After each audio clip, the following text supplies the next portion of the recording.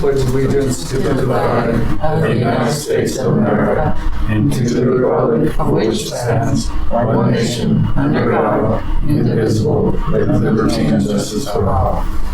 Thank you. Hey, Sarah, if we could have roll call, please. Chair Darrell? Yes. Dr. Belknap? Yes. Mr. Jeffrey? Yes. Mr. Cisneros?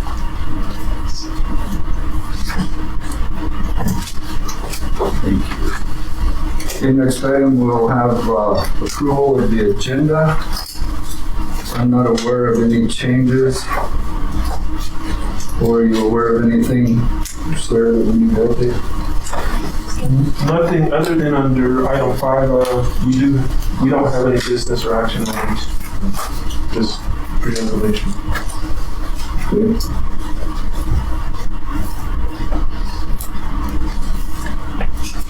So do we have a motion to accept the agenda? Second. Roll call vote, Sarah? Chair Darrell? Yes. Dr. Belknap? Yes. Sean Jeffrey? Yes. Mr. Cisneros? Next item will be correction of the minutes. Takes a few seconds to look over the minutes in the packets.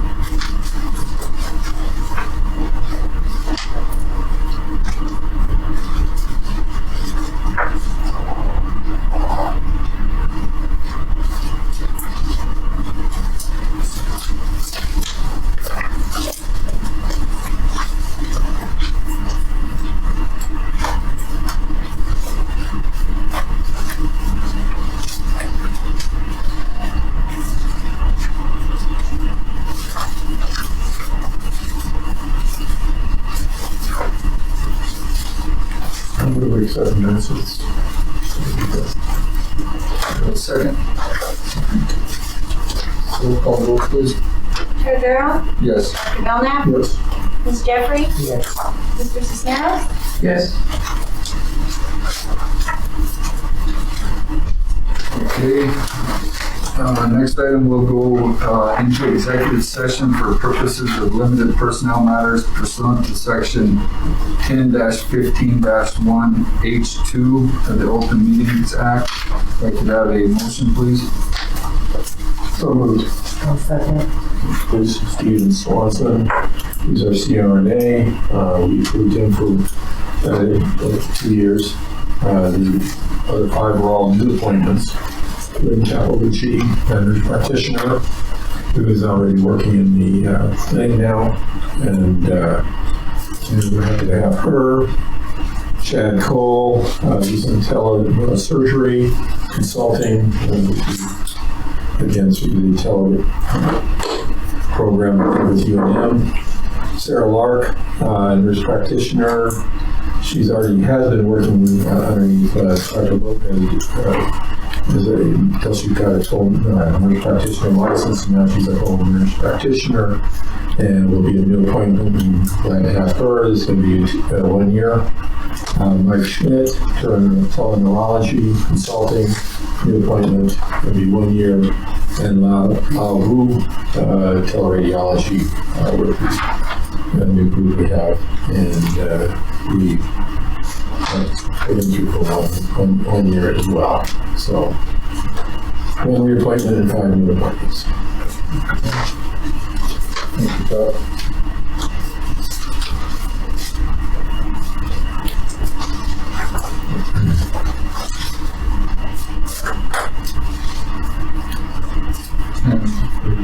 Need a motion from the board to accept these, the information Dr. Belknap provided. So moved. Second. I'll second.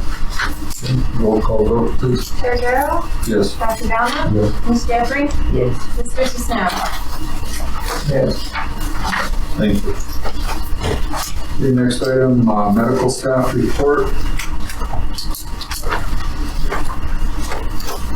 I'd like to welcome Dr. Condor. We're glad to have her with us today. She's our Chief Medical Officer, and we're just really pleased that she can be here, and she's going to do the medical report today. Sure. You talk about the incident ICS meetings, and you're part of it, Bo?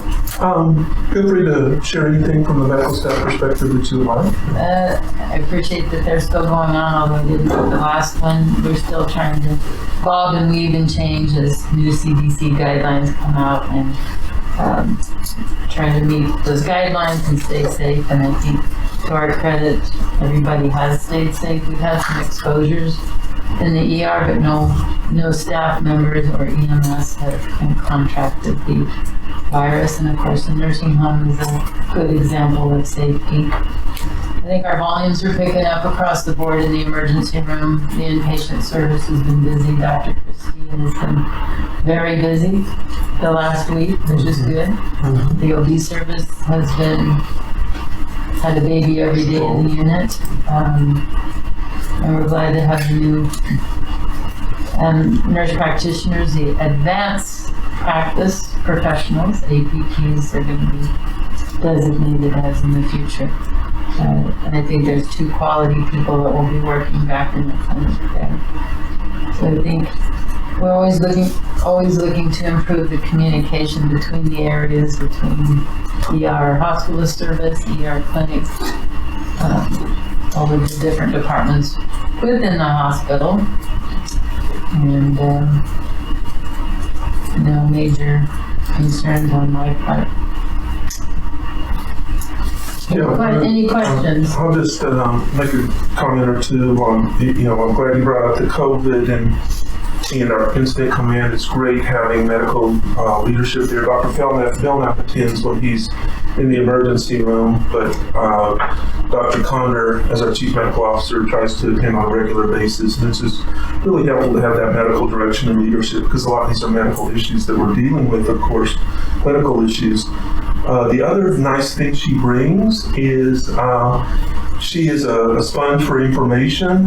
She attends the ECHO meetings at UNM. I think they're hosted by UNM.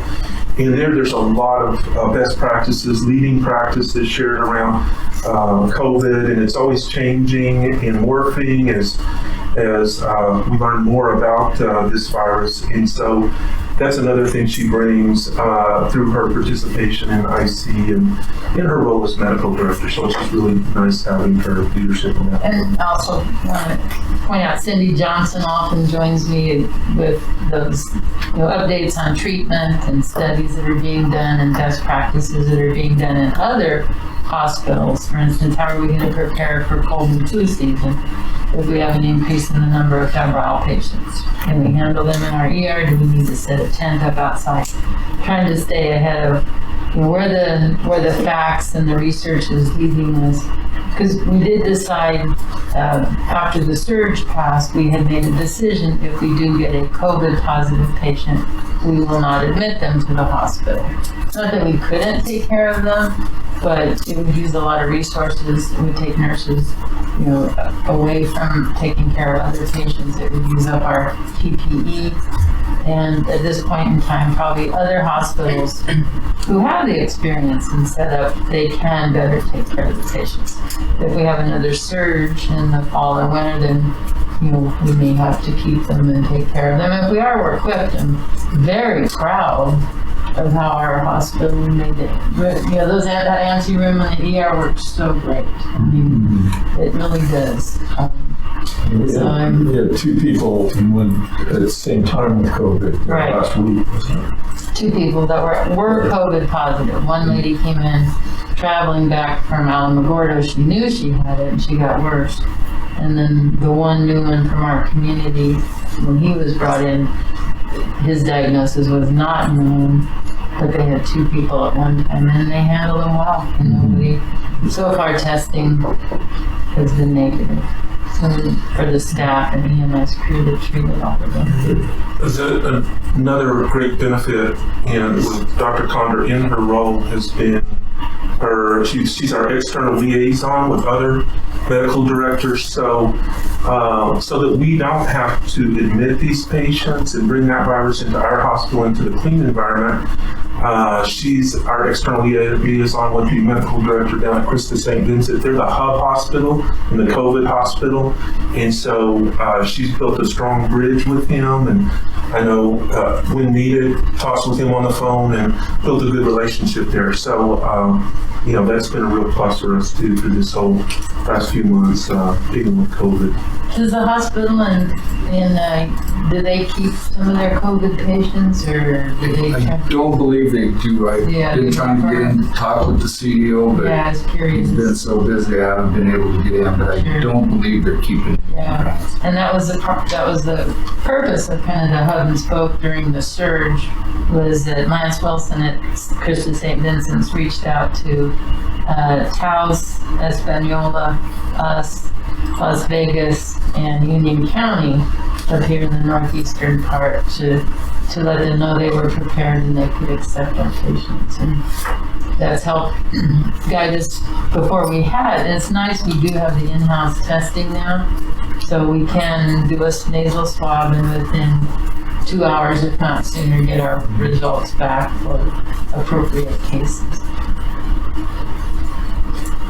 What test is that we're using? The PCR. It's a PCR, and the machine is the Cepheid, CEPHEID is the instrument that it's run on. But it's a nasal swab, it's a PCR test. And can we only run one sample at a time, or can we run multiple? We can only run once. I haven't been to look at the machine, but I think it's one sample at a time. Maybe four, I believe. Maybe four? You might know more about that. Yeah, I believe it's four. Yeah. Good question. I hadn't thought to ask that. And Ed, our lab director, has been pretty good about keeping up on the reagents and the swabs to make sure. I think we can still do 80 now. He told me we had up to 150 swabs. So he might have, okay. Yeah, he's getting it wherever and whenever he can to Yeah. try to keep ahead of it in case we do get a mass exposure. So we swab people, if with the appropriate clinical symptoms. If they're going to be admitted to the hospital, they get swabbed. If they're going to be transferred out, they get swabbed. If they're in the hospital and they're going to go to a nursing home, they get swabbed with the in-house test. Now, like some of the EMS people who are exposed to the individual they brought in, we still have them go to the health department and get their swabs, not to use our in-house supply. And people that show up in the emergency room, they just feel that they need to be seen, that they've had an exposure and they're feeling a little sick, they have no fever or no anything. We will not swab them. We will refer them to the health department. And turnaround time from TriCore is still, I'd say, at least 72 hours. If they, because our lab will still go out in the parking lot and swab people like after the funeral. But we do want to save our point of care in-house testing for a certain appropriate subgroup of people where it's really necessary to know their status urgently. Yeah, and I think you mentioned this, but I didn't hear. I didn't hear it. Is anytime we get ready to admit a patient, if we think a patient needs to be admitted, we're doing a swab too, just to make sure they're cleared and they're not carrying the virus as well. So all inpatient admissions, regardless, get And surgical admissions. Anybody going to surgery, that's one. And stay in the ER until the test gets back results. What about like MRIs? Since it's outpatient and they're going out to the truck, we don't require it for outpatient testing, CAT scan, or MRIs, no. And the MRI people have not requested that. The technicians, no. outpatients. We're not requiring it. MRIs would be in outpatients. Inpatients, because they're sick and not ill, we feel, and you don't know, you're trying to differentiate, make a diagnosis, we feel it's critical that they, and I think this is standard practice across most hospitals now, that the inpatient admissions get a swab before they get admitted. And certainly we cannot transfer anyone without COVID. Nobody's going to send anyone unless you have COVID.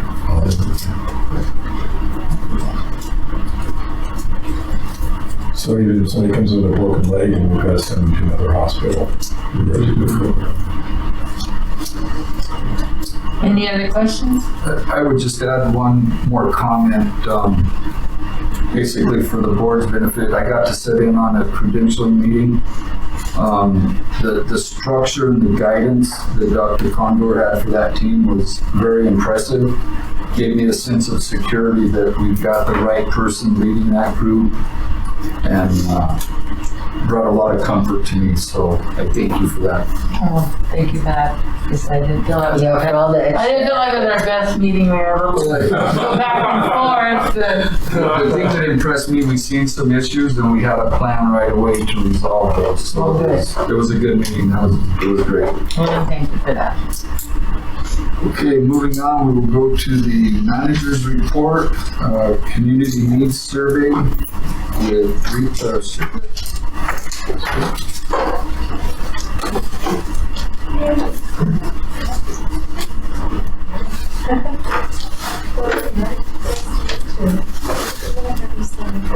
Stand up there. Oh, hi, everybody. There he is. How are you? Rita, since Richard's not there, that space, to put your stuff down. Yeah. Okay, sorry, I can send it to you. Okay. And, While Rita's getting situated, and if I could, I'll just go ahead and give a little background and introduction. With Rita and I go back a number of years. Rita worked for an organization called Quality New Mexico, and Quality New Mexico really fosters the quality across all businesses across New Mexico, not just healthcare. But while she was with Quality New Mexico, a lot of healthcare organizations really embraced Quality New Mexico in their approach. The Quality New Mexico program is based on the Malcolm Baldrige National Award, and it's a very rigorous structure for improving your organization. And Presbyterian, when I was with Presbyterian, engaged in it. A number of healthcare organizations in our state still engage in it. It's a real good framework. But since then, we both went different directions, and lo and behold, our paths led us out to Raton, and I was at a meeting and came across Rita, and we kind of looked at each other and said, I know you, and we made a connection. And I learned at that time that Rita was doing some planning work for the school system and for the city, and that she had a connection up here. So we made a connection, and we had a need. We had a need at that point in time for us to do more of a community needs assessment around behavioral health and mental health. And so we started talking, and I engaged Rita. It's been almost a year ago, I guess, from the time we first started talking. And lo and behold, we came up with a plan for her to do some planning. And so she spent a lot of time. She's been very thorough. She's talked to a lot of folks, and it's all come culminated in her assessment, which she's going to share with you today. And so with that, we're glad you're here, Retha. Thank you for making the time. Thank you for all you put into this. I think it's not going to be just helpful to the hospital. This is going to be helpful to our whole community. And I think you'll see that after the presentation today. So with that, I'll turn it over to you. Thank you for the introduction. And I was looking at names to see who I knew. You need to go one step over there in your day. There's cameras behind you and the. Go this way? Yeah. Oh, you're the IT guy. I know, I didn't see, I was like, come on here and tell me. Got it. Well, I'm delighted to be here, and I'm very delighted to, I'm going to put this down a bit. I need my glasses to read and to see, and but I really enjoyed this project. And for those of you that don't know me, this is my hometown, and my parents owned Zeller's Cleaners. And then whenever they retired, they sold to one of my classmates because none of us kids wanted to be in the sweatshop business. But I love being here, and I love helping this community a lot. And I really, really enjoyed this project when Bo and I sat down to do it. So, Sarah, you said there's a handout or something in your packages. So if you want to, like page 2, has the strategic initiative that MCMC has, and of course, being board members, you have to know what all the initiatives are. And it is to serve as a community partner in developing the sustainable health model, focused on behavioral health and substance abuse, and of course, addiction. So with that said about the strategic partner, and I've been involved with the city of Raton. A couple of years ago, we did their strategic plan, and I know that they were looking for very strong strategic partners, and MCMC is one of them. So a focus area that the city has is to build strong and effective partnerships. So that was very good to kind of set the stage. And then, of course, the county, Colfax County, has a focus area expanding medical services that serve a larger geographic area within the county. So with that initiative, and Bo and I were talking, it's kind of like, well, where do we start working on this initiative? And we came up with, well, let's start with needs assessment in the community. So I'll call them interviews because that's what I was doing. And he had a couple of people, organizations on his list that he definitely wanted me to include. And from there, I contacted the organization of RAIN. And I'm so delighted that the president of RAIN, the chair, is here. Dr. Convick has been very involved with them. But I knew of them a couple of years ago when I attended a couple of their meetings. And when they heard about MCMC's strategic initiative, they were very open and gave me a contact list for their network of participants. So from there, I selected people. I interviewed approximately 31 people. And I must tell you that everyone that I talked to was so excited to know that MCMC had this initiative. And they were delighted in order to just talk about what was happening and the needs and challenges that they had inside their own organization. And remember, these people I interviewed are also network participants to RAIN. So we had a nice conversation. I asked them specific questions related to behavioral health and substance abuse, but then I left it open-ended so they could share what was going on inside their organization and the things that they really wanted to focus on. And again, they were just so excited to know that MCMC was really, had this initiative and they were going forward with it. So the needs assessment then, a summary of them is page 15. And that's where it starts with just a roll-up of what we talked about in some of the key areas that they have. So then I'm going to take you back towards the front, which would be on page 1. and it's the executive summary. So talking with everyone, and of course what Bo knows about the community and what I know about it, and then being talking to Rain and my interviewees, there are 6 key themes that came out of our discussions. One of them, and probably the top of the list, was that it's very vague and fragmented on any information about mental and behavioral health within the community and as well as those that are providers. There's a big lack of communication with everyone. There's not one place that you could go and get information on behavioral health. And the recommendation is to have one advocate to serve as that communication tool. There is an unawareness of what services are actually being provided in the communities. There's an increase in crime, especially for those in homeless situations.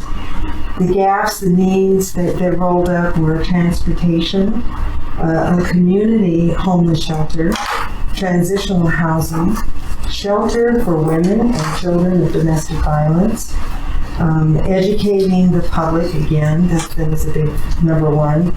Additional support peer workers, certified or uncertified, to serve the community. And a protocol for crisis situations. And then to roll that all up into specific challenges, educating the public is one. That's why they want an advocate for behavioral health. Clients do not keep their appointments, and that relates back to transitional housing. People will not, they don't have a place to live, they don't have good contact information. So the clinics here are really proposing more transitional housing for the treatment. Another challenge is getting qualified workers to relocate to a rural city. Student dropouts is huge, and a lot of it is a lack of parent engagement. And student engagement, I'm not parent engaged, well, parents being engaged, but then parents being engaged with their children in their education. Learning programs for inmates, that was very big. There's a big increase in child abuse and a lack of foster homes. So with that, there are 4 strengths of the community. And as we speak, there are 2 clinics in Raton, Noesis and Valle del Sol. And I believe Noesis is really expanding from the last time I spoke with them. There's a huge eagerness to link all of the behavioral health services together and partner and collaborate. And that's where RAIN comes in. I was very impressed at some of the organizations that I talked with that are implementing best practices from benchmark industries. And a lot of this is what Bo and I know in our years of quality in New Mexico. Organizations that have really reached high levels of performance, they are a benchmark for the way a lot of organizations can operate. And there are some here that are doing it, and I was impressed with that. And then, of course, RAIN is already established as a behavioral health leader organization for the community. And then from there's 2 key opportunities from everything that bubbled up, if you will. It was to establish a hub. And that hub would be the one that works with the network providers, the community, disseminates all the information on behavioral health. And then having action teams, and as you all know, we need people that like action and to get things done. So it would be action teams to prioritize and address the community needs. So from there, I have a couple of recommendations in my report, and it's on page 10. And my recommendation was that the organization of RAIN be the hub. And of course, I spoke with them, and they agreed, and we all had a meeting, and we voted that they would actually be the hub.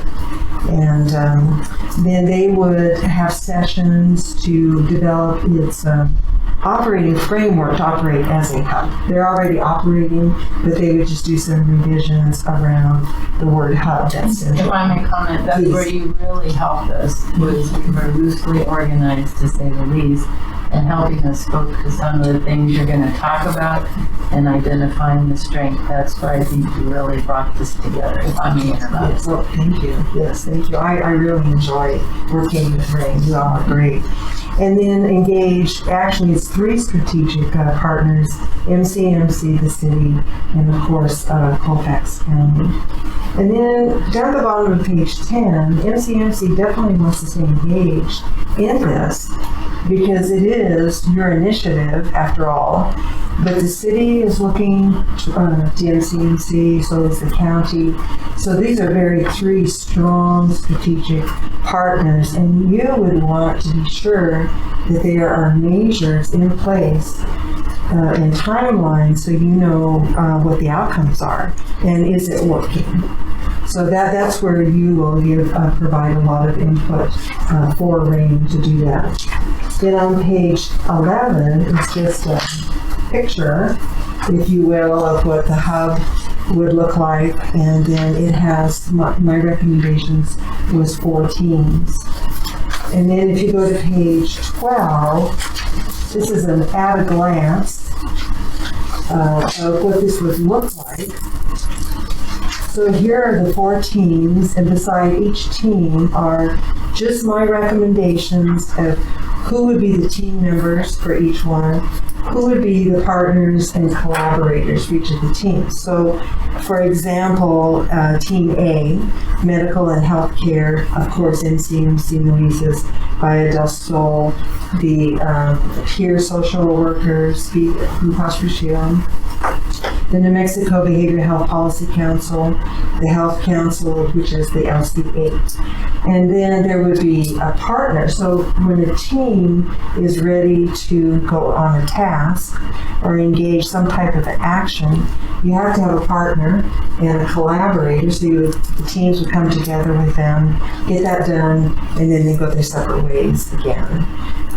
But it will really help the community get going on their projects. So there's another team, it's called Team B, housing, shelters, and transportation. There's quite a few team members on that one, and collaborators, because this is a big team addressing all 3 of those issues, challenges. And then we have Team C, which is children and youth. And then Team D was to get RAIN going with as a hub and really looking at the operations as they go. So it's kind of like, well, where are we now? Where do we go from there? So working again with RAIN. And Dr. Condor, if there's anything you want to add or... No, I mean, keep going. Keep going. Okay. And I'll jump in. Okay. So what we're doing is we got together, and like I said, they revised their vision, mission, and the core values, really strengthened the core of the organization. Now each team is developing their high-level objectives, and before they invite the team members. So when you go a little bit further to let's see, page 13. This is getting into the details of the teams. So using RAIN's network participants, and as I worked a lot with Paul Jenkins, and he's been very, very helpful, and RAIN knows better who goes to a team. But for me, it was I was able to put it down and really put names and organizations. Now I know that some people may not be there to participate. However, they would select someone to be on the team. And Paul and Jenkins and Dr. Condor and the other members of RAIN have not yet invited, right? No. Not yet invited team members until the objectives are set at the high level. Then the plan was to send an invitation, and Bo gave me permission to release this report to RAIN so they could work from here. And then they looked at the draft that I have here, members of the team, and arranged as appropriate. And then they're going to send out invitations for these organizations, people, to be on that team. And from there, we were going to have strategic planning. And each team member, so each team then would have their team members set the goals, the measures, the timelines, and the desired outcomes from the objectives. So that's good. And I will interrupt, because I think the team leaders like Cindy Johnson and Paul and then Dr. Gross have come up with their plan. Did they submit them to you or to Paul, maybe? To Paul. Okay. All right. I should know more about that. That's okay. All right. So I know they were massaging everything Yeah. and trying to get it.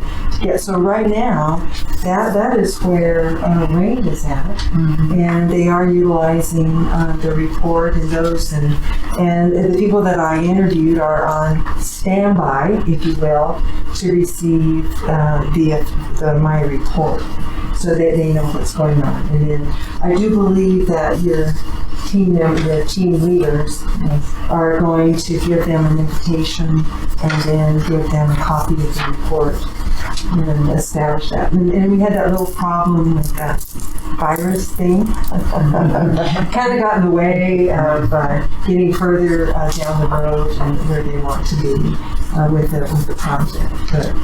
So any questions?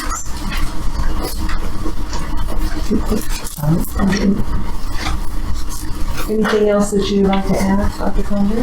No, I think, what you helped us organize our thoughts into the vision statement, develop our vision statement, which was more for the leaders, the mission statement, which is more what's done on a daily basis by the team leaders and the team members, our core values, our expected behavior, and by identifying the gaps and needs, especially with transportation, community shelters, transitional health, housing, etc., and educating the public and law enforcement. And I think by helping us focus and organize, hopefully we can be more effective in achieving our goals. Yes. Exciting. What was your biggest kind of aha or surprise in all this? I mean, you really didn't probably know what you were stepping into when you took this on, but kind of what was your biggest surprise? I think the biggest, and then I think one time you and I kind of talked about it, but the biggest surprise for me was the lack of communication. For a small city, that people said, I didn't know that.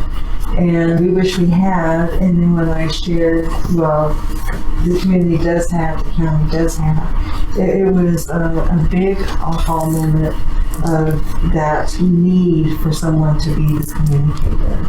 That was the biggest one. And I think that was, I was so surprised, especially the clinics. Individuals saying, I didn't know that we had a clinic. We heard one of them went out of business and now there isn't anybody here, but there's two very well-respected clinics serving. You mean behavioral health? Behavioral health is what advantageous for yes. What is your timeline on opening any kind of shelter? Well, it's not her timeline. Timeline. Anytime I can speak to that a little bit. So, in order to open a shelter, you're going to have a grant to have money to open it. Because there are buildings here that can be repurposed. So, once, things have been moving more slowly because of the COVID, and Paul Jenkins is really the big organizer. He's our designated community organizer for several nonprofits. But Paul Connect, has in the past identified grants. We did achieve our nonprofit status in December, so we can apply for grants now. But really, it's getting a grant to get the funding to repurpose the building.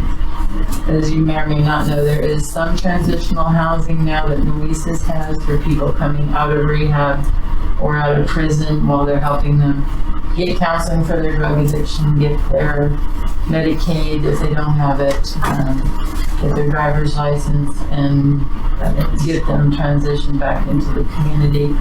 And they were doing that at a hotel, but there's some being done in the old Amber Care building. So there is some transition for males only. And then Youth Heartline has the transitional housing. Is it Youth Heartline? Has the transitional housing for 18 to 24-year-olds that Sophia Ortiz is part of. But we need more transitional housing and homeless shelters, and that takes money and that takes grant money. And that's the whole purpose of this too, is to have that dedicated action team rather than everybody trying to do everything and kind of again fragmented and kind of chaotic. Now you have a designated action team that they'll set the objectives and work towards that goal of getting a transitional living. Look for the resources, look for the grant funding, do that kind of work, but more focused team, just focused on that particular issue. So I think, like you said, the communication, the other thing it does, like with Noesis, it gives them a venue for, as they make programmatic changes and add new services, now we know what's going on in the community. Otherwise, sometimes it is hard to know what different organizations are doing. So I think this does bring together the key organizations to share and coordinate efforts, more in the future. So I love the model. To that end, when you talk about the communication or the lack thereof, when the interviewees were sharing, well, that's not here and we need that, so they'd start something.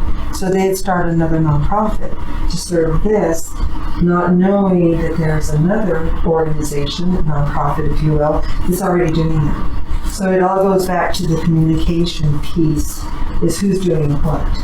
And that way they can draw upon those resources and not have to start another nonprofit. And Blue Sky Ranch, a lot of people didn't know about them, and now Noesis has partnered with Blue Sky Ranch for some of their clients benefit. The spur, which part of the spur was donated to the community. Oh, I didn't know that. And there's a couple that wants to turn that into a teen center. Again, funding, how do you remodel it and for kids they're not in sports, or they maybe don't have a place they fit in at school with other activities. And so the building was donated, but the funds to remodel it for a teen center, and that would be another area we should try and get back. And then I think for RAIN to move forward also is, in order to do that, Paul has written for a grant or two to get funding for RAIN, so RAIN can move forward in developing its teams and having strategic planning and items like that. So I don't really know where those grants are at the moment. But no, we haven't met. Usually I wait for Paul to jog me into calling a meeting, and he hasn't been jogging, and I haven't been proactive. So we haven't met as a group since April, I don't think. We've had board meetings on Zoom, and Sophia can never get in on her Zoom call.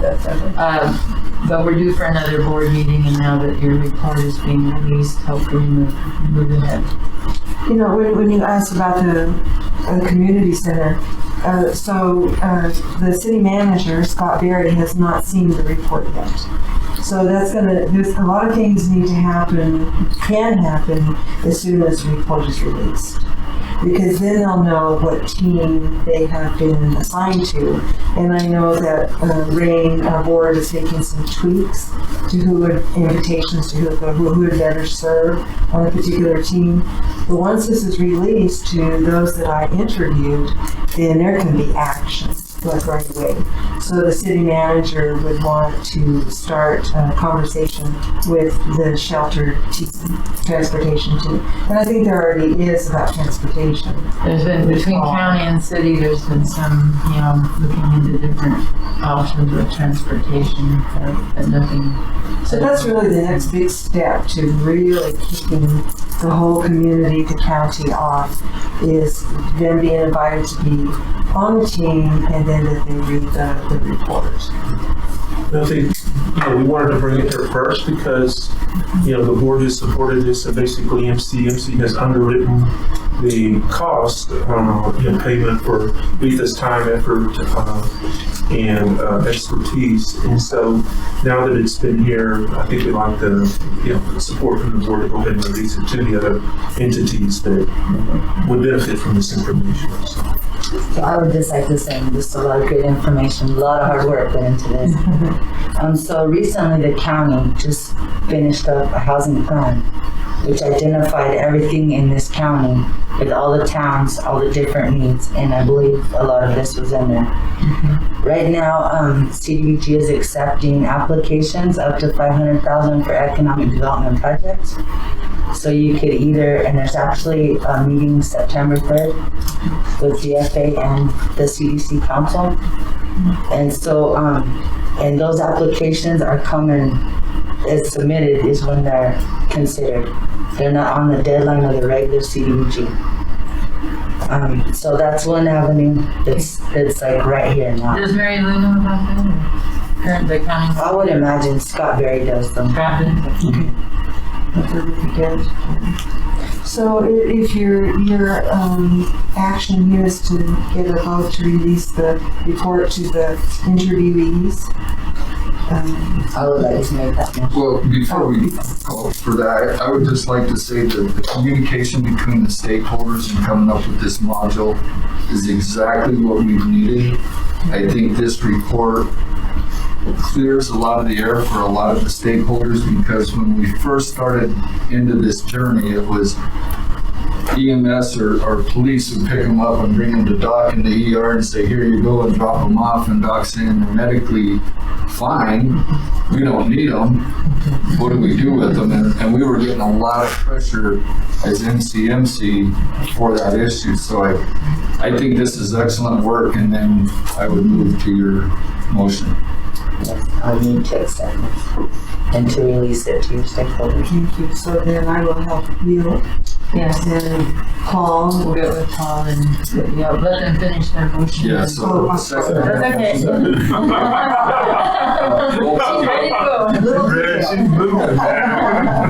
Roll call vote, Sarah? Chair Gerald, Yes. Dr. Belknap, Yes. Ms. Jeffrey, Yes. Mr. Cisneros. Yes. Thank you. Okay. Okay, thank you. And I'll get Paul and I'll get with you, or I'll get with Paul, we'll figure out where to go for our next meeting. Well, I really appreciate the assignment, and I really enjoyed it. Pleasure working with you, and Thank you. hope to probably have some more assignments for you in the future, I'm thinking. Okay, I'm Not quite excited. done yet. Thank you. It was Thank you nice for to coming meet in. you and see you, and thank you. Thank you, sir. Oh, pardon me. Oh, you're fine. USDA and other. USD, yeah, I think Paul had mentioned that. I work with Paul with the needle organization. Okay. Because I'm not been ever involved in identifying the ground rights, but Paul has most I of live it. for 3 months. Yeah, there you go. For you, I haven't seen you. I haven't seen you in months, I know. She looks familiar. Are you still alive? I'm still here, believe it or not. So our next item is long-term care census development plan, and Joe has come in to speak to us about that. Joe is our long-term care administrator. And I think we've all got our packets, so Joe?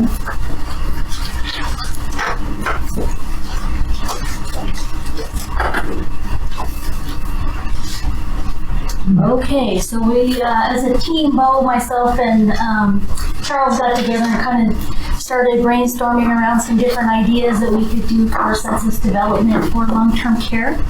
So on the next slide, we have the minor qualifying criteria, which is the Department of Labor information. Worked in a mine a minimum 1 year, required 125 working days. So in the packets that I gave you guys, you'll kind of see the admission packet. It asks information about mining, if you are a miner, where you've worked. I've also kind of put a release form in there for like one of the mines, which is the Molly Court mine. We get that information from those folks so that we can determine whether you qualify under the Miners Hospital Trust for a payment source. You need to be a resident of New Mexico for at least 6 months. We talked about, we did the 365 and then moved that back to the 185. So if you're coming in as a miner from another state, then usually what they do is do either a Medicaid or private pay prior to flipping over to the Miners Trust. Different evidence that you can bring together showing mine-related information. So again, employment records are usually the ones we end up getting. And then on the next slide, these are some of the collaterals we put together. So you see the information packet, we kind of developed that so that we've got an application, we've got release forms in there, Berman's card is in there, even though he hasn't been with us for the last couple months, but not COVID related. But he has been, he's usually the one who gathers the documentation, and then we kind of go over that information.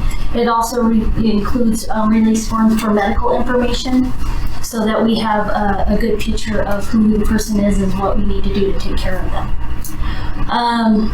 And then there's bags that everybody will get a bag full of information, but these are promotional items that the Black Lung Program uses when they're out on their excursions doing different clinics.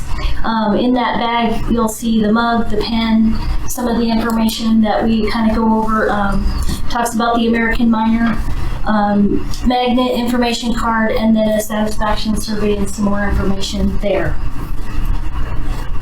Yeah, and these are all different strategies, so we're going to go through the different strategies for building our long-term care census. Yeah. I think we have a good foundation on the collaterals, Yep. but we need some updating. We need some more up-to-date materials. Yeah. We have found some old trifolds that had information about the Black Lung Program, and I found a really, really old one that had to do with long-term care. So we're trying to putting some of that information together so that we can include that in this folder and these are some of the folders that either Furman will hand out, and we also talked about them going out on the Black Lung Clinic again when we get an opportunity to do that. So those are kind of the hard things we give out, and so now we're going to move to the digital. Yes. So I did go in and work with Dave on updating the long-term care website. So there's a link on the main page underneath services, and you drop into the long-term care website. We kind of updated some of the pictures and have a newer picture that doesn't show smoke in the background of our long-term care. We're working on a virtual tour to post on the website. So I've also kind of walked through our backyard where we've done a lot of remodeling with this construction project we just finished up. And then kind of walk through the building, showing different areas of the building and some of our murals that we have on the wall, so that people kind of get a sense of what long-term care looks like. Interesting enough, I had a phone call yesterday that asked if we had a virtual tour that could be provided with a gal out of Taos. I told her I could send her a few pictures. We haven't really completed that project yet, but Dave and I are working on that. And then, Cotton, I understand you know about the American Miner website. Yes. That gal, so I've also spoken with her. We're looking at developing some questions that we can kind of do and answer, and question and answer session, and maybe post a little video on there about what Miners Long Term is about, what we do, who we serve, what we provide. So I'm working with her on that. We did start a Facebook page for long-term care. It's Miners LTC. So please go like our page. We've been kind of putting some information out there and kind of getting started with some of the different events that we're doing. We're letting families know as we do care conferences that we've developed the website. It's kind of helpful to them. As you know, with this lockdown, we have no visitors coming in. We have a lot of window visits going on today, but we do have a lot of window visits going on for our... How do you do the window visits? So we have a couple of empty rooms there on our 100 hall where people can just kind of walk up. We have one right there on the porch. We've got chairs, masking on both sides so that they have an opportunity to visit a little bit more. And then, we have some different ways of doing it. We also have tablets that we procured so we can do FaceTimes. We've done Skype, we've done Google Hangouts, I think it's called. I haven't used it yet, but it's something new. But so, and then phone calls, families are really good with just kind of checking in. So, and then our eventual opportunity is hopefully to provide a link to the application, so we're not having to physically hand one out, but we can also send one electronically if we need to. And then, of course, provide real-time updates about what's going on at long-term care. These are some of our networking ideas. I actually brainstormed with a friend of mine who does marketing in New Mexico. We talked about the fact that a lot of our minors are also veterans. So we want to reach out to the VA clinics and some of their social workers and let them know who we are, what we do, and how we can serve some of even their veterans that are also minors. Charles has offered to contact tribal leaders in different Pueblo communities because we have a lot of minors that are on the Pueblos as well. And then the Medicaid long-term care division leadership. A lot of times when people are going in and applying for Medicaid and not really realizing that minors long-term is here for them, it's an opportunity that if they don't qualify for Medicaid but they are still looking for long-term care, maybe they fall underneath that minors hospital opportunity. So, and then of course networking with other healthcare facilities. So a lot of times we do get phone calls asking what the Miners Hospital Trust is, what does it look like, how can people benefit from it, and then sharing that information. We get a lot of fax blasts from other facilities, and we have the opportunity to do the same thing back. So, and then of course the New Mexico Mining Association board chair, Eric Bauer, was here at the Miners Day program that we had last year, so we were going to reach out to him and see what we can do to kind of share more information from him as well. Okay. And then Bo, do you want to kind of expand on this one a little bit? Yeah. One of the things that is in process right now is since we've gotten a renewal, the 5-year renewal of the grants, all in total it's more than $1 million. We have the secure funding to add another position, an outreach specialist. So Charles Pollard is a big part of this as well, and Charles has been helpful in offering ideas and helping us put this plan together. But one of the things he needs is some additional support going forward. And so we have gotten approval from the state to post this position, and we're going to be developing it further. Part of what we want to do, when you need long-term care, usually is, it's off into the future. We make our outreach visits, we travel around the state, and they may not have an immediate need for long-term care, but we want to start planting that seed that we're here when you need us, right? And so part of that too, when we make those contacts, we can start collecting information, building a database, letting the minors know you qualify for benefits at our hospital. And, it may not be long-term care, but if you come to our hospital, you can qualify for some medical benefits and or long-term care benefits. So as we travel around, we want to start to build a database of information and hopefully get contact information. That will also help with communications. Then we can start to do push communications via email or other contacts periodically, just to keep this in the forefront of their mind that we're here and available for them when that time comes or when they have a need. You never know, we might have a medical need. Sometimes it's sudden and urgent. And so it's a way for us to start to build a database of potential minors that we feel maybe could benefit from the care we provide here, but maybe they don't know about it. It's a way to continue the outreach with them and maintain some contact. So that's kind of what we want to develop. We're calling it kind of minor care. Again, it's kind of a tagline that we've established to it, that we start, qualifying people for eligibility early on and letting them know there are benefits here that you may want to take advantage of. Most people around this immediate area have pretty good knowledge. Most of the minors around our immediate area know about us and kind of what we're about. But if you travel down to maybe Carlsbad, to that community, or Silver City, down in the far opposite corner of the state, they may not know as much about what we do, why we exist, and what our program is all about. So it's a way to start to build those people who have worked many years in the mines into capture their information and really just stay in contact with them over time. So that's kind of what our vision is for this. So again, this is still in the works, and we wanted to bring it here and get comment and feedback from the board on this particular concept, and how can we build off on it? What ideas do you think it's a good idea? Maybe not such a good idea, or have you thought about this? And so we wanted to kind of tee that up today for some input and feedback. Right?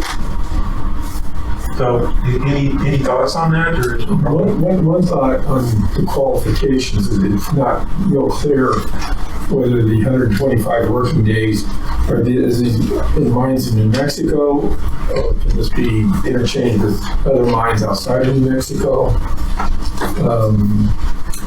I just wondering. So as far as I am aware of, it's 125 working days in a month. Because we do have a miner currently who's with us that did Colorado mines, but he had to meet his 185 days. So he got all of his miner information, so we already have that. So we know that that's available to him, and then after he's established residency, then he would qualify underneath the miner's hospital benefit. Because when the coal mine here closed, a lot of people went to Wyoming or elsewhere to work too. So it didn't all have to, it's just the cumulative. Right. No matter where it was. Well, and if you think about it, a lot of mines, you work a 90-day stint, and then maybe they did a layoff, and then there was another 90-day stint.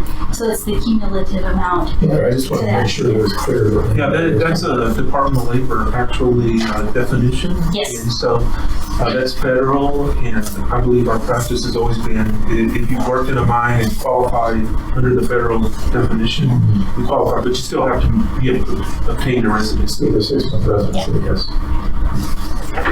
Yeah. I think another comment there is, this is something that Richard has questioned the board on when he would come in from the community as a visitor. We've had discussions during board meetings of the number of miners in the long-term care facility, and this was one thing, Gene, that we discussed. We've got to sell that long-term care center to the state. I think this is perfect to work with Gail and the AmericanMiner.org is excellent on that website. They've got a resource tab. Right. So we may talk to her about changing that to a resource or benefit tab. Yeah. To where these miners know that there's a benefit there if I go look at that, and then we can showcase long-term care there. If we get this video developed or this virtual tour, I think that's an excellent format to share that. And if we could get that to the New Mexico Mining Museum in Grants, they've got a TV that just continually rolls. Okay. We could get that on there at the Mining Museum. They've got a miners registry. Okay. So they've gone back looking years and years and years who have been miners, what mine were they at. So we've got some of that contact information there. So if we can start networking with these other groups around the state, Right. I think we're going to fill that long-term care facility with miners. So it's something we've talked about. It was part of our, strategic talking, and I think this is spot on of the direction we want to go. Yeah. Well, it's a work in progress. There are other thoughts, other ideas we can build off of it, but we're anxious to get this person hired and in place and start the process. this is a little bit part getting into my administrative report, but we're just been delayed in getting our outreach vehicle out, and we don't know exactly how soon we'll be able to do that, but that is part of the vehicle as we go out, get the outreach van on the road, go to community, start to capture potential beneficiaries for the future. So that's good. Yes. What about spouses of minors? What standing, do they have any higher priority than Medicaid, or do they have any? I mean, we discussed this too. It's really kind of a first come first served basis. We're definitely looking at if you're a minor, we're giving you more priority than if you're not. But so if somebody's already in the process of coming in for a bed, then we take that into consideration. It's also on the application if you were a spouse of a minor. We have that information as well, so that we kind of know how that fits together as well. So. Yeah, I think our policy states something that they're given preferred status, so to speak. Yeah.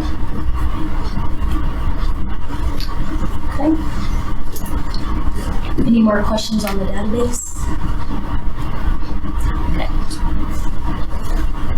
I think there's another slide, isn't there?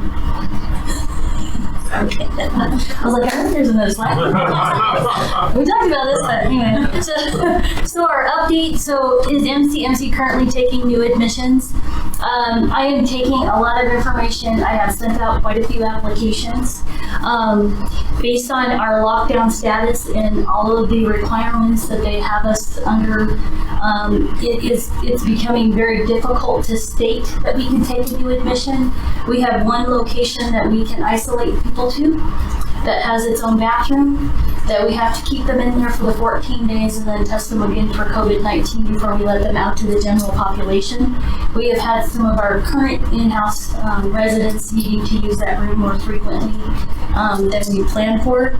And so right now we have somebody in there who we hope will be out by next week, but then we have another gentleman who is who is a minor going out to an appointment that can no longer wait, and we're going to have to isolate him back into that. So we're trying to play when that room's available to us so that we can get that done. We have not told anybody we are not admitting, but we are challenged with having dedicated staffing to be with that person for those 14 days. And by dedicated staffing, that person takes care of just that person, because if they do start developing signs and symptoms of COVID-19, we don't want them to have been taken care of and helping other people throughout the facility, because then we have just allowed ourselves to be exposed. So I've got a running admission list, so I keep having conversations with people on a regular basis where we think we might be at, and so we're keeping an eye on that. And then I did share a little bit about our current visitor policy. So a couple weeks ago, if you watched the governor's address, they were talking about a chatterbox, which is and I've seen a couple of pictures. They're kind of interesting. They're a cubicle that you can put a resident in that's got plexiglass around it so that you can have an outside visit. Right now, I haven't had any family members. They only want to know, when can I hug them again? When can I hug them? When can I kiss them? When can I touch them? They're currently okay with the window visits, with the open window visits, because you can hear better, of course. With the chatterbox, that's one challenge that everybody is running into, is you can't hear as it is. And so we haven't gotten to the end stage of the chatterbox yet, but we've looked at a couple of different designs. We just haven't finished the process on that. So next, and then this is the latest, greatest mule at Dawson. So it's that time of year for the Dawson gathering and stuff, every 2 years, right, around Labor Day. But I have not heard officially, but I'm assuming it's not going to take place this year. Have you heard? Yeah, that it was going to be postponed. And so, but with that, I took a drive out there last week just to in kind of remembrance, reflect back on my friend Tom Hay, and somebody had tipped me off that they thought the mule was out there, and sure enough,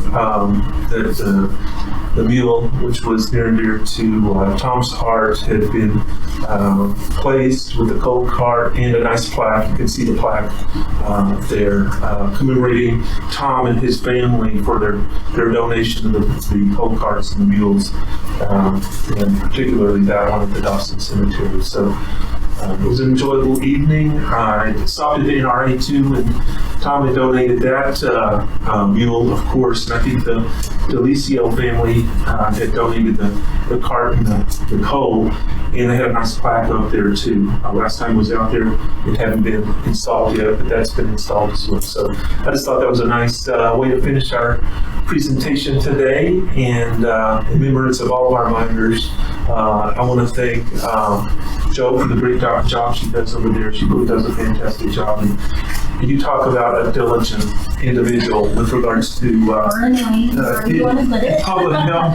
health orders. I wasn't going to say that. You would have thought she wrote I know you want to. No. She's pretty diligent. I've been on so many webinars and listened to so many trainings. I actually literally just did a training for CMS on how to recognize COVID-19. They just put it out last week, and it's a mandatory training. So, and today we did a webinar on how to test people. So the feds have come out with their own version of what they believe is a good testing criteria. It does not match up with our state. It's supposed to go into effect on September 2nd, and so the powers that be are doing those comparisons to see where we're at. We're supposed to use whatever is more stringent. So I was able to go out onto the website, Colfax County, underneath the CMS information that has been disseminated out is green. So under their regulations, we would only have to test over there once a month, but the state is still requiring weekly surveillance testing on our part. So every week we draw a group of people out of the hat, which includes residents and staff, and they get their COVID test, and we get them sent off. So they've now compiled us into different slots because they were running behind with a group of testing coming in. So we now send ours out on Tuesday. So far nobody's told me no, except for one person. He said I did it the last time, go away. But any other questions? Joe, did you get to sit in on the ECHO series on long-term care this last week? I did not, but Karen Maria is our pharmacist that comes over to our building. She is on there, so she has been gathering information on that one.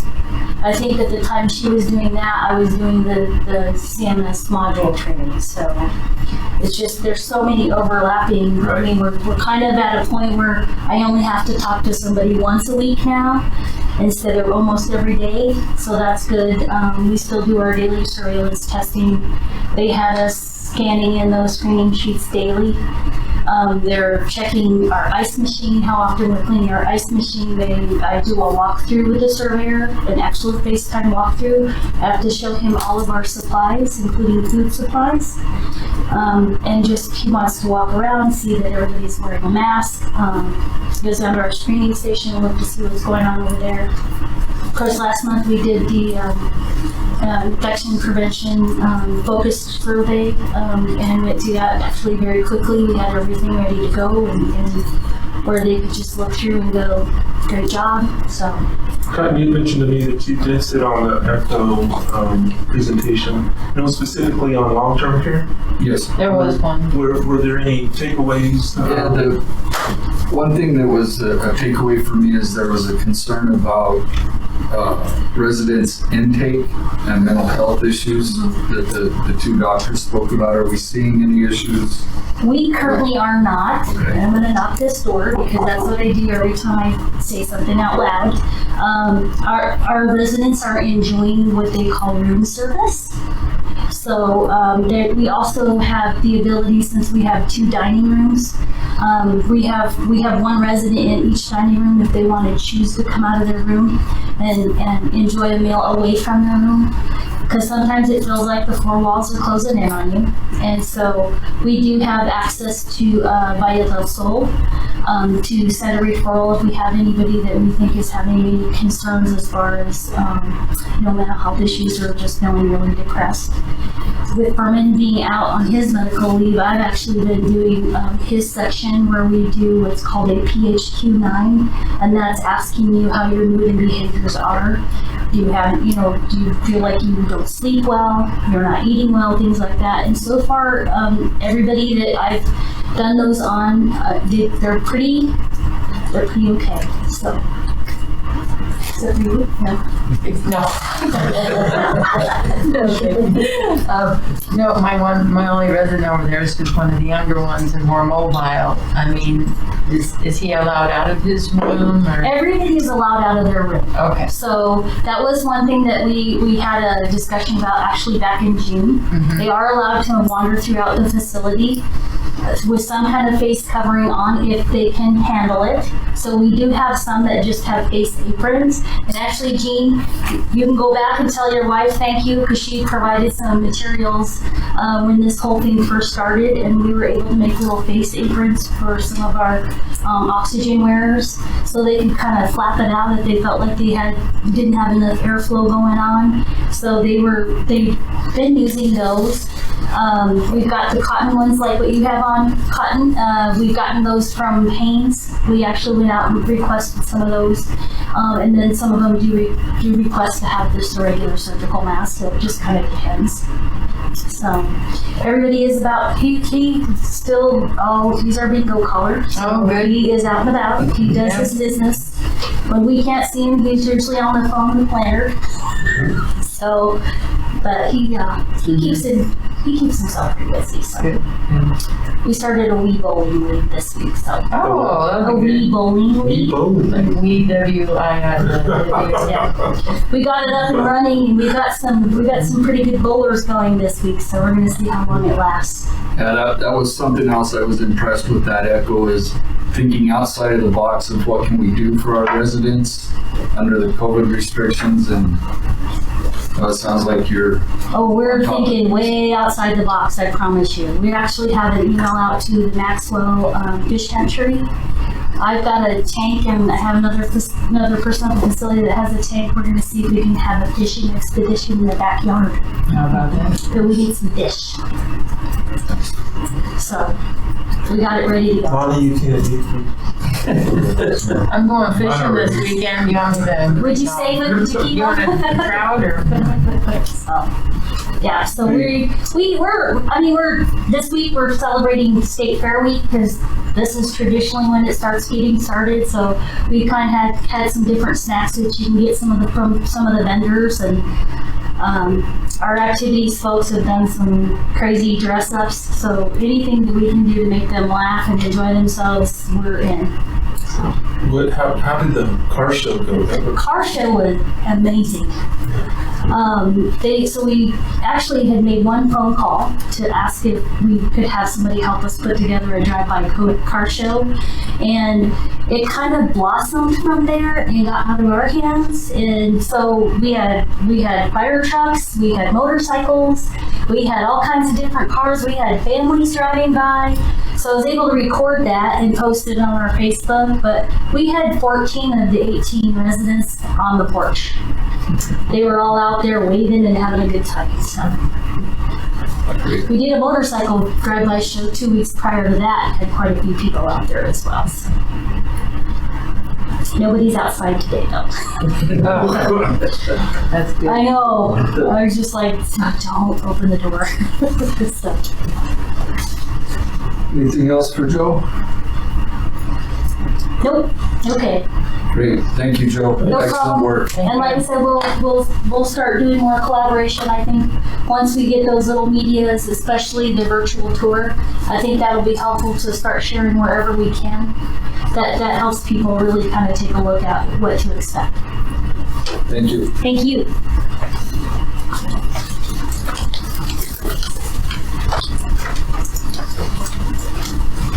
Okay, we'll move on to financial report with Lonnie. Well, I hope mine doesn't take as long as Joe's does. So.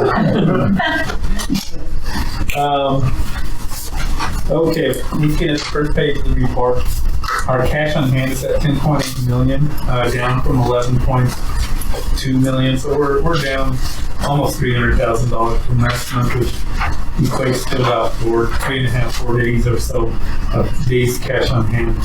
Our accounts receivable at the end of July was $5.7 million. Bond interest payable we owe on this hospital building is, for interest anyways, $102,000. Our bond payable we owe a little less than $8 million on this building right now.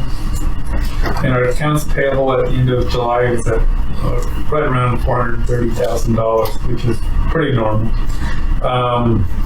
Gross revenue, you can see that we had 3.9 million in gross revenue for the current month. And this time last year we had 3.6 million. So, you know, we had a good month for July for our gross revenue. So that was nice. We hadn't seen one like that in quite some time. Revenue cycle, our stats seem to be going up as well. So our volume's going up, our revenue's going up. It's not quite back to where it was prior to COVID, but we still are moving up, and it is moving in the right direction. The land grant permanent fund, we saw it lose about $1 million in value, and again, part of that's with the stock market, so it's going to change every month. Next month it'll probably go back up by $2 million, hopefully, but we'll see what happens there. The income distribution was a little bit more this month. We had $542,000 income distribution from the land grant permanent fund, and last month it was $509,000, so we saw an increase of $30,000 or so. Again, our days cash on hand increased or decreased by 3.6 days. Our accounts receivable less than 120 days. That's where we receive most of our money. Usually, when it gets greater than 120 days, it's very rare that we're going to get that money. But we're at 4.2 million out of the 5.6 million is less than 120 days. Our unbilled charges, is in the hospital. We just haven't billed it. So people have already been discharged. We just haven't billed it yet. It's at $337,000, $338,000. Our federal assistance really hasn't changed. We did receive some money after August, but so far it's still at 7.5. We've received a couple $100,000 more since that time. Personal protective equipment, again, anytime anybody is not tested and they go into the hospital, then we use lots of PPE, lots of gowns, lots of masks. So it's a good thing that we do have those CEPI tests that do it within an hour's time. Otherwise, we'd be burning through a lot more protective equipment. Our hospital access payments are actually New Mexico Medicaid money that comes from uncompensated care. So that means that the state gives us money when a Medicaid patient comes in. It's not a whole lot of money, but then they do a reconciliation later on during the year and say, what should you have received? And then they pay us extra money. So for 2018 is what we were getting paid for. They paid us about $3.2 million. We hadn't received payments in over 6 months. And we finally received the $1.658 million payments from our managed care organizations to finally get that money. And then yesterday we received a notice that we were overpaid by $1.4 million. So it looks like for 2018, so they paid us for this year. We got to remember we were having that issue about the delay in payment. They paid us for this year, but when they went back and did the reconciliation for 2018, they took back 1.4 million. They said we were paying too much money and they took back 1.4. So this is going to be the state of New Mexico Human Services Board. Not DFA, HHS.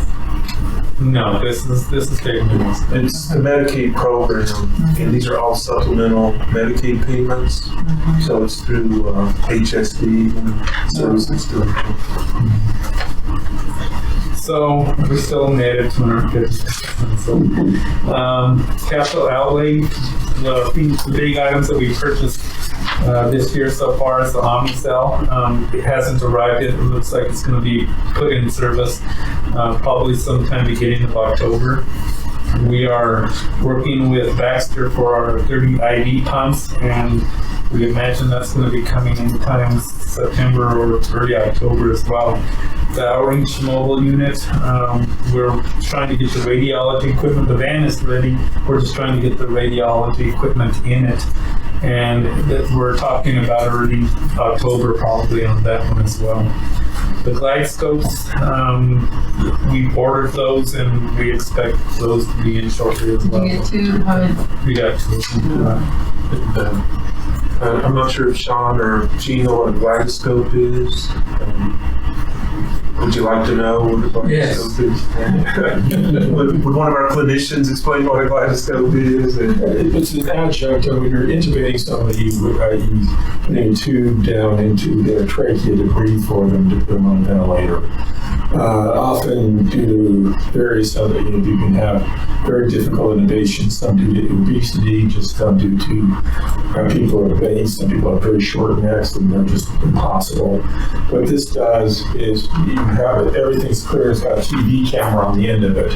So when you go up and lift the tongue up, you're looking right at the larynx where the vocal cords are, and you can just see it rather than having to reposition the head, reposition everything. And then you have a tube in your other hand which has a curve in it that goes with the gyroscope, so that in theory it just slips right in. And you don't have to get your face right down there because you're looking at the screen. Especially in disease and everything else, you're 2 feet away from the mouth rather than 2 inches. And so a little less likely or a lot less likely to be catching all the baggies coming out of there. We had a request for one for the emergency room and one for surgery, and so that's about a little over $30,000 to acquire those 2 pieces. And we have one in the ER, but the connection and then, of course, everything ggets outdated. Right. So because the little things you attach to it, you couldn't order them anymore. Right, so just if I keep the same model year after year, that would be,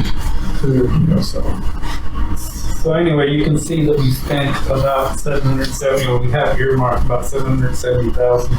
Normally, we were wanting to stay around $1 million per year on the equipment that we're purchasing, but we also have the need for security cameras to be updated, and we also have need for our computer systems to be updated as well. So we're probably looking at another $500,000 or more just for those items as well. So those are things that are coming down the road, and we'll have to decide on how we want to do this. But we were hoping to be less than $1 million or so. But it looks like we're going to go over that this year.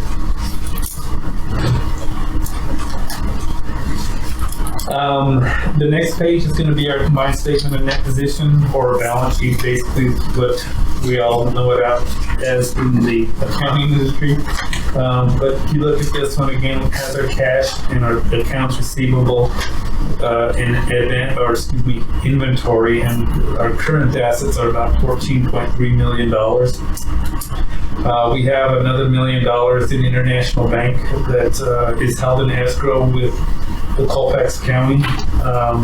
Our capital assets, we have $58 million in capital assets. We've depreciated about $36 million, so the value of it left to depreciate is about $22.5 million, and we have almost $38 million in total assets. If you look at our current liabilities, we only owe in the next year about $2.6 million in current liabilities, so we have plenty of money to pay our bills as they come due. Our long-term liabilities, again, we still owe money for this building, and the Paycheck Protection Loan, we borrowed $3.144 million from HHS on that, and if we have to still go and get it forgiven, and when we get it forgiven, then that payment comes off and we show it as, or that payable comes off and we show it as revenue at that time. We're hoping we still can get it all forgiven. It's just gonna take us some time to figure out how much we can be forgiven. So total long-term liabilities, we owe $10.2 million. Our total liabilities are $12.8 million. And our equity or fund balance is at around $25 million. So we're in good shape. With the next page, which is the combined statements of revenue and expenses, or otherwise known as an income statement, you can see the current month and the year-to-date. Since July was our first month, they're going to equal each other. Our patient revenue is at $3.9 million. We had deductions of $1.952 million, so we almost had $2 million in net patient revenue. If we look at our operating expenses, we spent about $2.34 million, and then we received money for our safety net care provider and other operating revenue, meals, things like that, which was $317,000. So this month, we're only showing a operating loss of $62,705. That's one of the better financial statements we've seen in quite some time. And with the miners trust fund, we're actually showing a profit of $553,756. So we had a good month. And the next page is just going to be the land grant permanent fund, information from the state. And that's my report. If you guys have any questions? Tom, you're always good. I didn't get it. I didn't get it in time. But Anybody else have any questions? It's pretty good. They're asking for, I'm sorry, go ahead, Kyle. Yeah, I'll go ahead. I just know that he's 11 more months, just like that one. Yeah, we'll do okay. Let me go back just a little bit more, just to let you know, I didn't mention it, but it's on my report saying about the appropriation budget, which is actually due September 1. So next Tuesday, we have to turn in our budget to the state. We've been working on it really hard, and we're thinking it's going to be right around $36 million that we're going to ask for a budget for next year. It doesn't mean we're going to get $36 million, but it should be pretty close, in between 35 and 36, I imagine, is what they did agree upon. So we have to turn it in by Tuesday, and then it goes through the Legislative Finance Committee and also the State Capital Budget Department, and they'll figure out what that amount is before it goes to the state legislature in February. So we've been working really hard on that, trying to get it done, and it takes a lot of our time in order to get it done, so we're almost there. Again, that's it. Any other discussion? Good. You have a motion, Doc? I'm going to approve the financial report. Second, roll call vote, please. Dr. Darrow? Yes. Dr. Belknap? Yes. Mr. Duffy? Yes. Mr. Cisneros? Yes. Thank you. Okay, moving on, our administrator's report. Okay, I'll try to keep it short and sweet. We've covered a lot of things today that are part of my report. Long-term care, of course, you got an extended report and summary. Just a couple other notes with the Wellness Center, of course, continues to remain closed. Our census currently is at 21. So again, I'm glad we're talking about our development plan. That's been the lowest we've had since I've been here. It's typically around about 26, 27, 28. So we are down, but again, different times. And again, I'm glad we're talking about the development plan. The nurse staffing is going well over there. They're down to no RN agency staffing, but they have a single LPN agency staffing at this time. All the rest of the RNs are permanent hires, and so that's good progress that's been made there. As far as workforce development, we continue to make progress in reducing agency.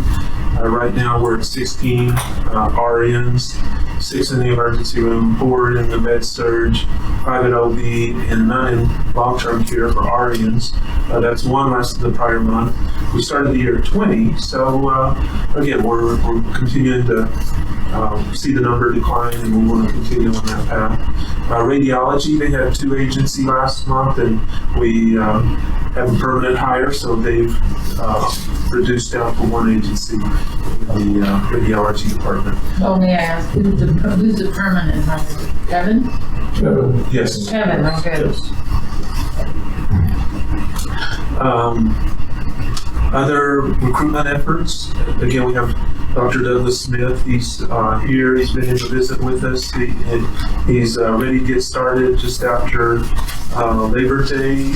I think we're just pending one item for his credentialing, and he should be ready to go. And again, as Dr. Condor mentioned, Lynn Capalucci is now with us and joined our clinic, and she's starting to see patients in the rural health clinic. As far as quality and patient safety, we are we have our board scorecard measures. We're continuing to monitor them.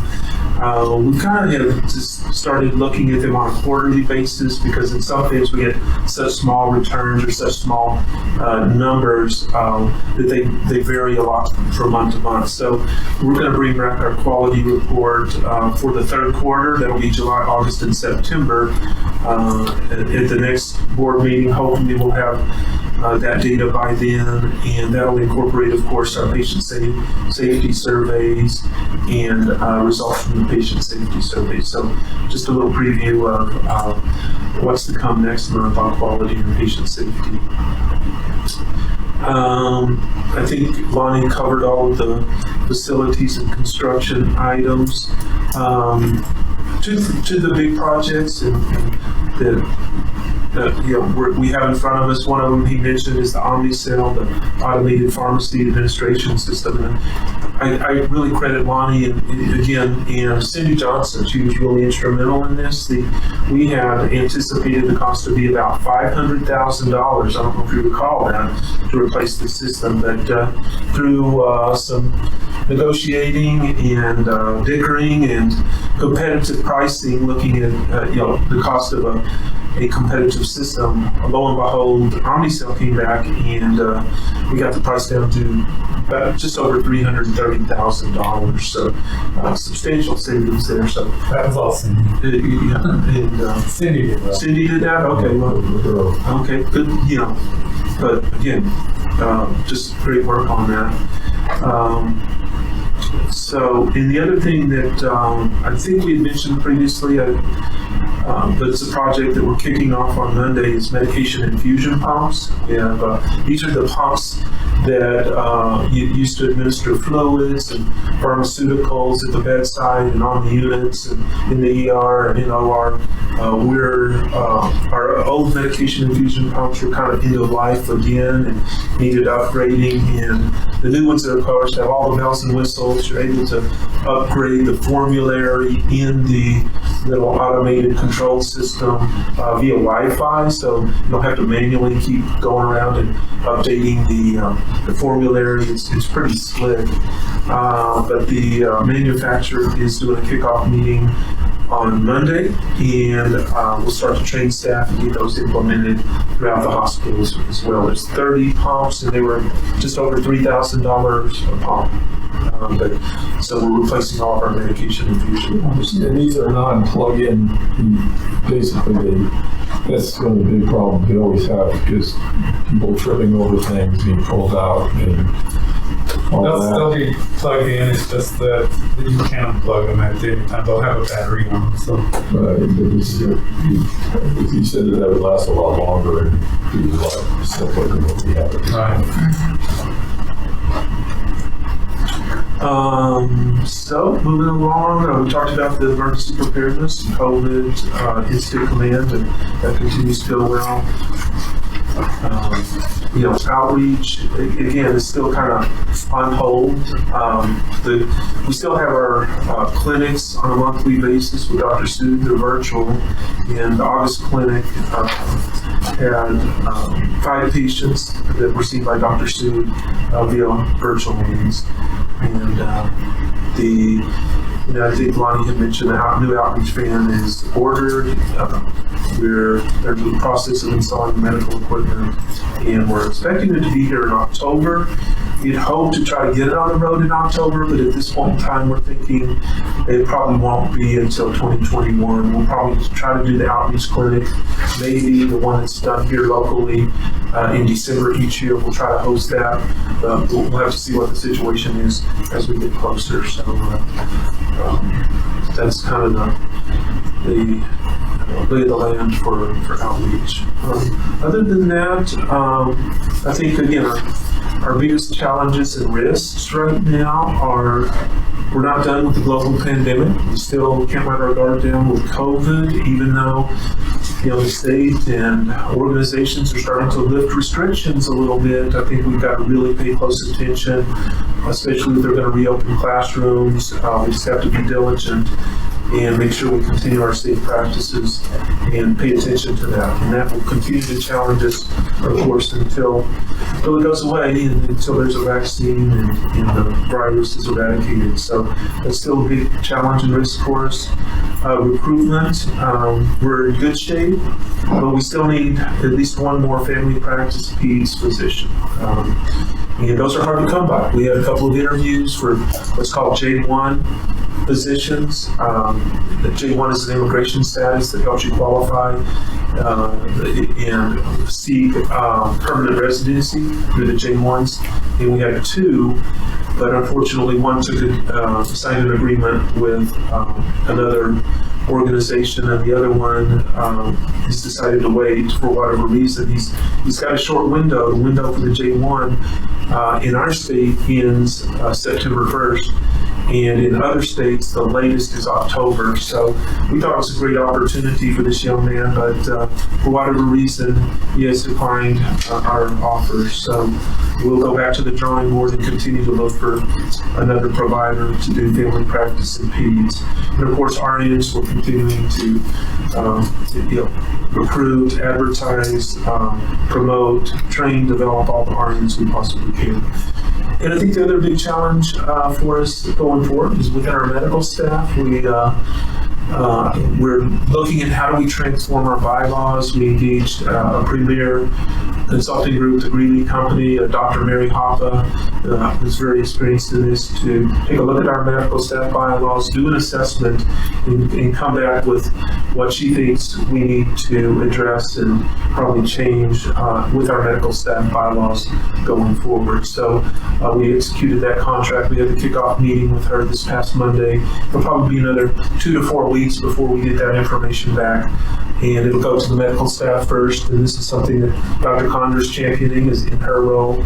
And it's going to be important for us as we go on into the future. So those are probably the three biggest challenges and risks I see as of right now. So with that, key dates coming up.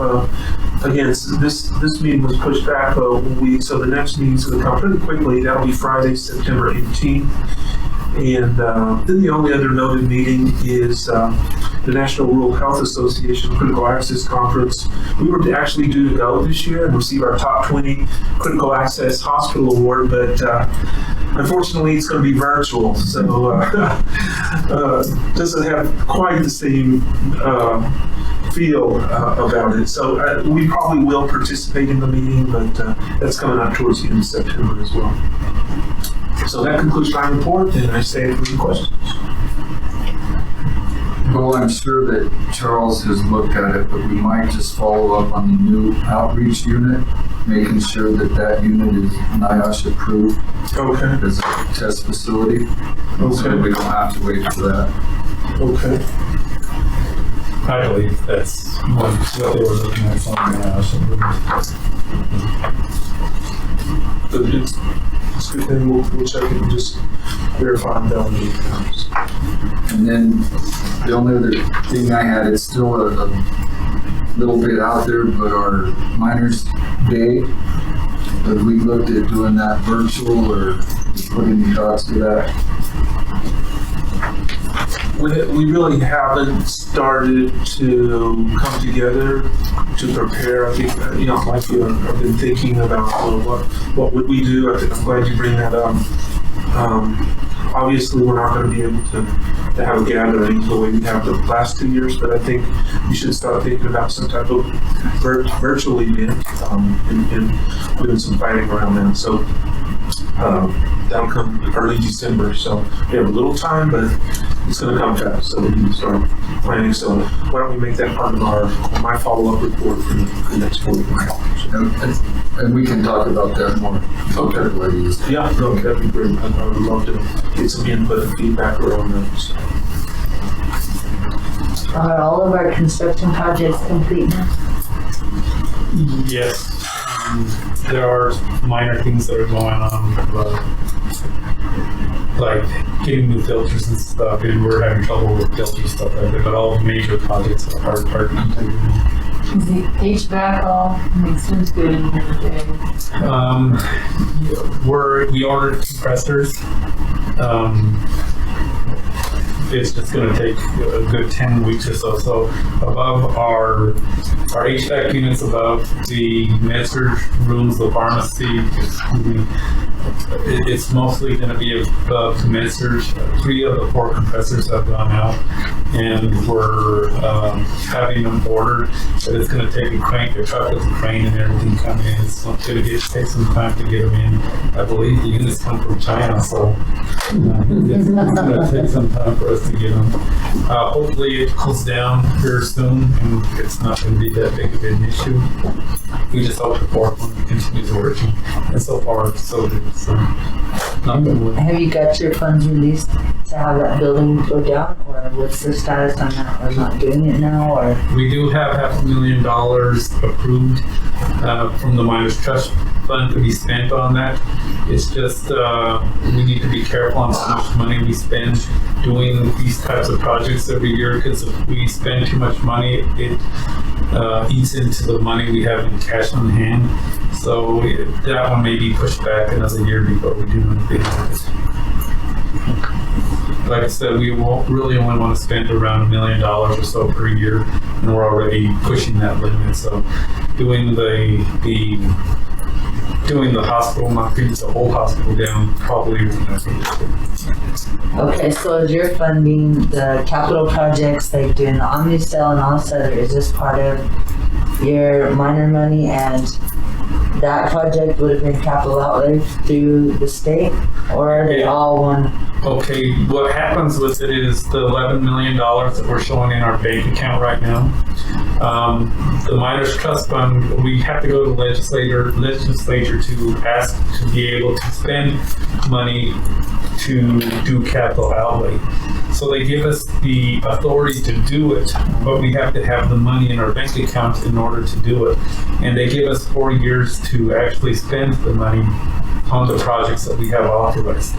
And if we can't get it done in that time, a lot of times we just reauthorize the difference that we haven't spent yet, and then we take care of it from there. So right now we have about $4 million out there that we're authorized to spend, but we just don't have the money. We don't think it's fiscally responsible to do all that at one time.